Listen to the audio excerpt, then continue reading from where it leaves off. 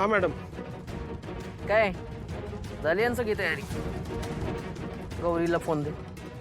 अरे तिच्या तोंडासमोर धर ना. ए काच खाली कर. सकाळी सकाळी चांगलं तोंड बघू देत ना तिला. काय गौराबाई, कशी आहे दिवसाची सुरुवात? डोक्यात 100 प्रश्न पडले असतील ना? देते ना, तुझ्या सगळ्या प्रश्नांची उत्तरं मी देते. घाबरू नको. बाजूला कोण बसली?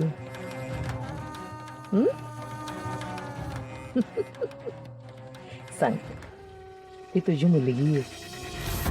हो, ती तुझी मेलेली मुलगी आहे.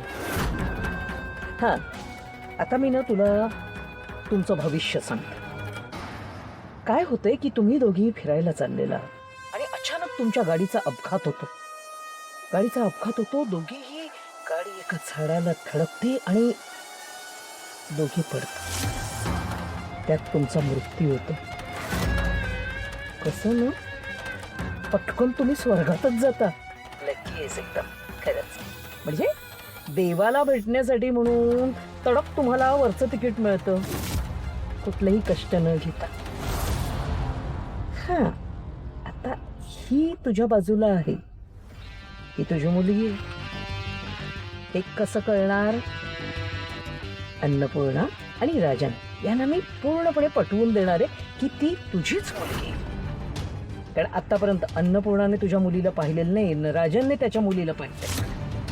मग त्यांची तर खात्रीच पटणार ना की तुझ्यासोबत असलेली मुलगी ही दुसरी तिसरी कोण असेल? तुझी मुलगीच असू शकते. त्यामुळे काळजी करू नको.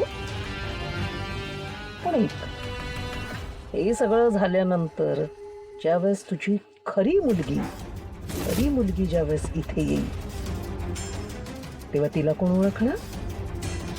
कोण भीक घालणार तिला?